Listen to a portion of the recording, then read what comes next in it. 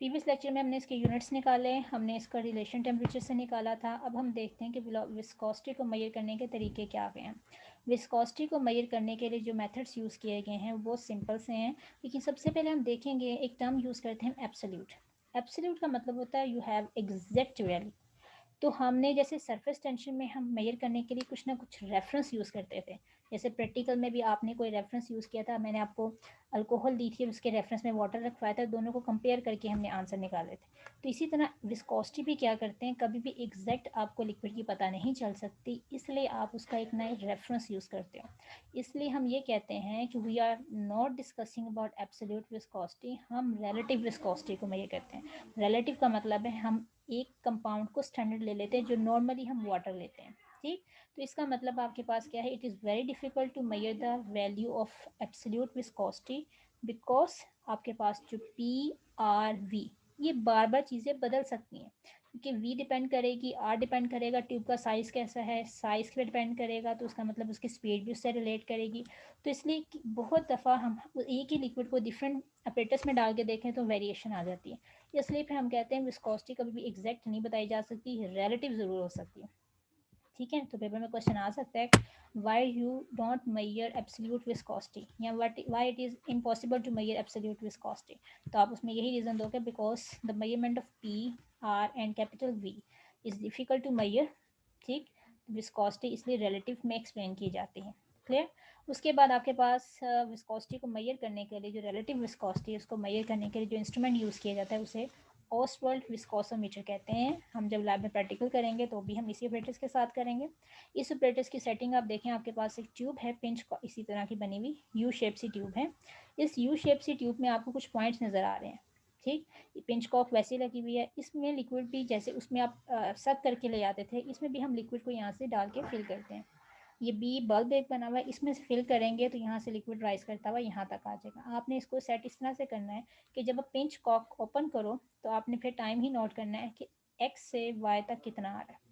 ठीक है, कितना टाइम, अब हमने यहाँ पे टाइम नोट करना है क्योंकि देखो यहाँ पे ड्रॉप निकलने की तो कोई जगह नहीं रही। ठीक है, ड्रॉप तो निकल ही नहीं सकता, हम फिर यहाँ पे मेजर करते हैं कि कितने टाइम पे ये लिक्विड एक्स से वाई तक पहुँचेगा।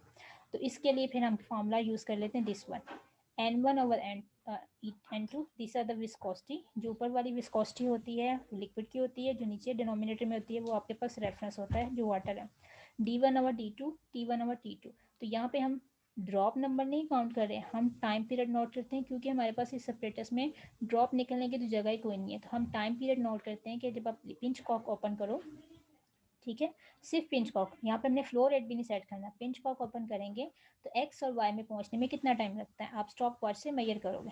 ठीक, तो आप उसके बाद में वैल्यूज़ को इस फॉर्मूले में पुट कर दोगे। Eta one is the viscosity of liquid, eta two reference liquid के लिए, D one density of liquid. ये कैसे लेते हैं, आपके पास मेथड फंड पड़ा था, स्पेसिफिक ग्रेविटी बोटल्स में से। स्पेसिफिक ग्रेविटी बोटल्स एक छोटी छोटी सी बोटल्स होती हैं शीशे की बनी हुई ग्लास की, उसमें आप जो लिक्विड होता है ना उसको डाल के आप उस बॉटल के अंदर डाल के वे बैलेंस में वे करते हो और डेंसिटी के फॉर्मूले में लगा देते हो। D2 is the density of reference liquid, जो वाटर ले रहे हैं इसकी वैल्यू पहले से फिक्स्ड होती है, जैसे वाटर की आपके पास 1 आती है। T1 time flow of liquid, time flow of reference. अब ये फॉर्मूला अगर हमें याद हो तो हम किसी भी पैरामीटर की वैल्यू निकाल सकते हैं, इवन कि आप टाइम पीरियड कैलकुलेट कर सकते हो, डेंसिटी निकाल सकते हो, विस्कोसिटी में ये कर सकते हो। क्लियर। अब इसी से रेलिवेंट एक न्यूमेरिकल है आपके सामने, the time of flow of water through an Ostwald viscometer is 90 second. अब वाटर का उन्होंने टाइम फ्लो बता दिया वो है T2। ठीक, while the same volume of ethyl alcohol is 135।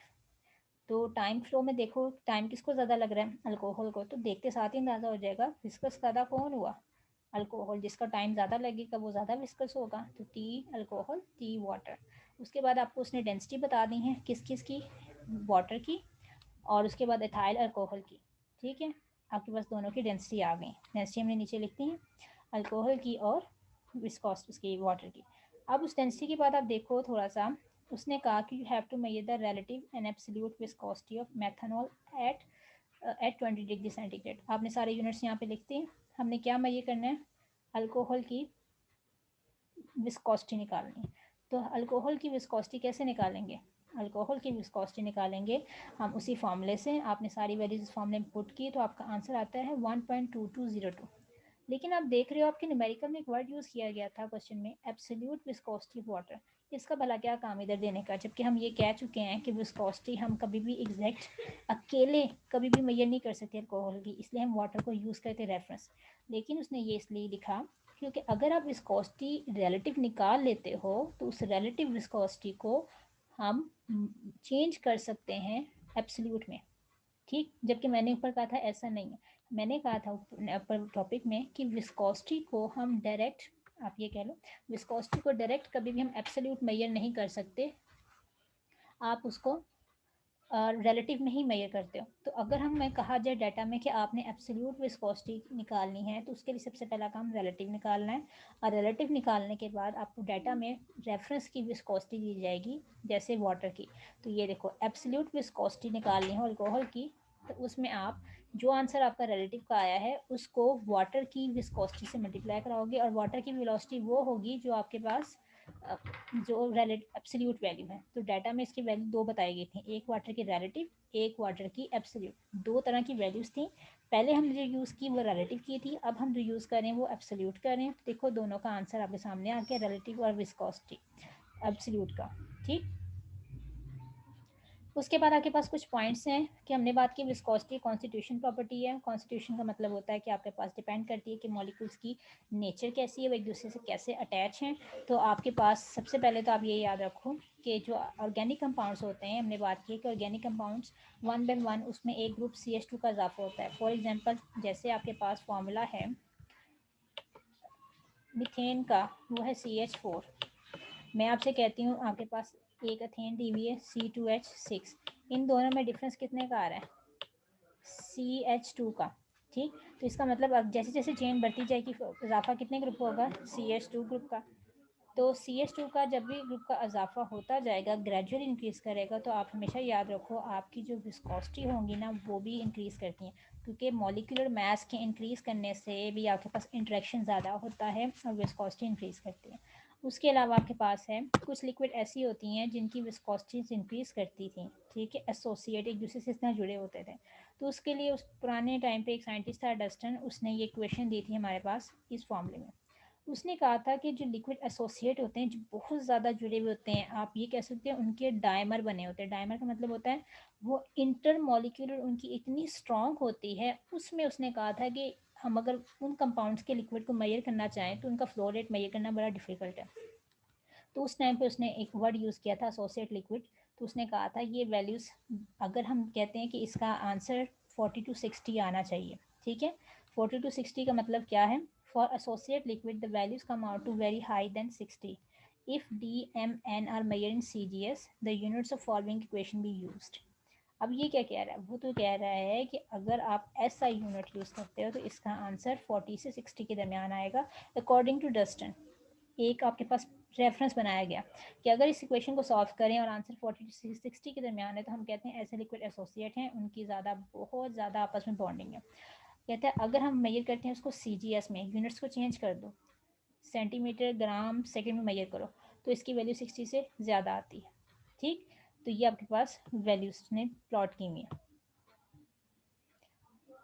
ठीक है, उसके बाद आपके पास हैं कुछ लिक्विड्स दिए हुए नीचे एग्जाम्पल में, वो लिक्विड्स में उसने वैल्यूज़ दी हुई हैं, एसीटोन, टोलिन, बेंजीन। उसने कहा इस फॉर्मूले में जब हमने पुट किया तो आपके पास क्या वैल्यूज़ आ गई, एसीटोन की 43 आ गई, इसका मतलब लेस देन 60 है तो ये अनएसोसिएटेड है।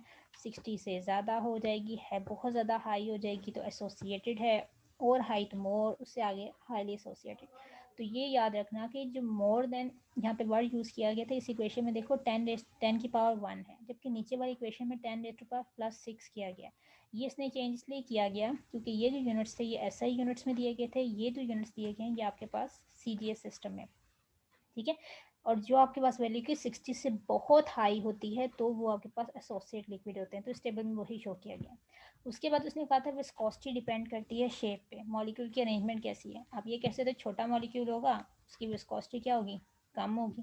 विस्कोसिटी कम होगी वो बड़े आराम से मूव करता हुआ जाएगा। जितना ज़्यादा बड़ा स्ट्रक्चर होगा उतना ज़्यादा चांसेस उनके टकराने के भी साथ ज़्यादा हैं, फ्रिक्शन के ज़्यादा हैं, तो इसका मतलब उसकी विस्कोसिटी क्या हो जाएगी, ज़्यादा हो जाएगी। तो यहाँ पे जो इसने एक मॉलिक्यूल को एक्सप्लेन किया है वो कह रहा है विस्कोसिटी डिपेंड करती है शेप पे। अगर मॉलिक्यूल्स की चेन लेंथ शॉर्टर है, ऑर्गेनिक कंपाउंड्स में बात करें, चेन लेंथ शॉर्टर है तो उसकी विस्कोसिटी कम है, तो यानी shorter size easily to move, flow rate आसानी से हो जाएगा। अगर कहते हैं अगर चेन लेंथ नॉर्मल लेंथ है लेकिन have usually greater viscosity than the branch chain, अब इसका क्या मतलब है? हम तो बात कर रहे हैं कि जी जितना छोटा मॉलिक्यूल होगा वो बड़े आराम से मूव करेगा, लेकिन कहता है अगर आप कंपेयर कर रहे हो किस चीज़ को, आप कहते हैं एक स्ट्रेट चेन आपके सामने आ रही है और एक में आपके पास ब्रांच आ गई, ठीक? तो स्ट्रेट चेन और ब्रांच की जो वैल्यूज़ अगर कंपेयर करने के लिए आपको दी जाएँ तो हमेशा याद रखना जो वैल्यूज़ आपके पास स्ट्रेट चेन की होती हैं उनकी विस्कोसिटी ज़्यादा होती है। वजह क्या है? आप ज़रा सा भी टेम्परेचर दोगे या ज़रा सा भी कोई कंडीशन रिएक्शन की बनाओगे, सबसे पहले जो रिएक्शन होता है ना वो ब्रांच को ब्रेक करने में इस्तेमाल होता है। ब्रांच जल्दी से टूट जाएगी तो इसका मतलब इसकी विस्कोसिटी को वो डिक्रीज़ करेगा। तो इसका मतलब यही है कि अगर आपके पास दो कंपाउंड्स दिए गए हों, एक में चेन स्ट्रेट चेन हो, एक में ब्रांच चेन हो, तो हमेशा याद रखना विस्कोसिटी जो है आपके पास जो नॉर्मल स्ट्रेट चेन होती है उसकी ज़्यादा होती है। स्ट्रेट चेन की value is greater than branch chain. Clear? उसके बाद एक और चीज़ है कि ट्रांस मॉलिक्यूल्स की विस्कोसिटी सिस की निस्बत ज़्यादा होती है, ठीक है? Similarly viscosity of trans is more than cis. अब ट्रांस में क्यों ऐसे होता है और सिस में ऐसे क्यों होता है? आप देखो सिस में आप मॉलिक्यूल्स सेकेंडरी में पढ़ने पढ़ा था, अगर सेम चीज़ें अगर एक साइड पे प्रेजेंट हो तो उसे हम क्या कहते हैं? सिस कहते हैं। अगर चीज़ें सेम आपके पास ऑपोजिट साइड पे मौजूद हों, एक अबव एक बिलो, तो उसे हम ट्रांस कहते हैं। ट्रांस में देखो इनमें कोई फोर्स ऑफ अट्रैक्शन नहीं बनेगी, मतलब दूर दूर पड़े हुए, जबकि ये दोनों एक दूसरे के जब भी करीब आएंगे ये आपके पास क्या करेंगे? विस्कोसिटी को ये एक दूसरे से दूर जाने की कोशिश करेंगे। या आप ये कह सकते हो कि जो आपके पास विस्कोसिटी होती है ट्रांस की आइसोमर की वो ग्रेटर होती है सिस से, वो इसलिए ग्रेटर होती है कि ट्रांस में चले जाते हैं बड़े स्मूथली पड़े रहते हैं, इनको बार बार रोटेट नहीं करना पड़ता, जबकि इस फॉर्म में जब भी जाते हैं तो ये हमें अनस्टेबल होते हैं जो सिस स्ट्रक्चर होते हैं, क्योंकि एक दूसरे को स्ट्रक्चर रिपेल कर रहा होता है, इसलिए आपके पास ट्रांस की विस्कोसिटी जो है वो ज़्यादा होती है as compare to cis one. उसके बाद आपके पास नेक्स्ट पॉइंट है कि इंटरमॉलिक्यूलर फोर्सेस, ये हम पहले भी पढ़ चुके हैं कि जितनी ज़्यादा फोर्सेस स्ट्रॉन्ग होंगी उतनी ज़्यादा आपके पास विस्कोसिटी होती है। Water has a greater viscosity than alcohol due to the greater hydrogen bonding in it, just like parachor, जैसे सरफेस टेंशन को मेजर करने के लिए पैराकर था, इस तरह विस्कोसिटी को डील करने के लिए एक पैरामीटर है रियोकर।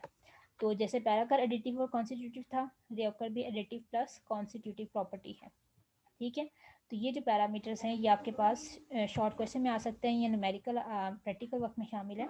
रियोकर निकालना हो किसी भी कंपाउंड का तो सिंपल हम क्या करते हैं, हम ये फार्मूला यूज़ करते हैं m/d n की पावर 1/8। तो आप देखो सरफेस टेंशन थी पावर 1/4 और यहाँ पे रियोकर क्या है 1/8 ऑफ विस्कोसिटी। तो रियोकर को डिफाइन करना हो या पैराकर को करना हो बहुत ईजी है। पैराकर क्या होता है, P is the relation with surface tension, rheochor में आपके पास R का रिलेशनशिप है विद विस्कोसिटी। तो आपने सिर्फ ये याद करना है इसमें से।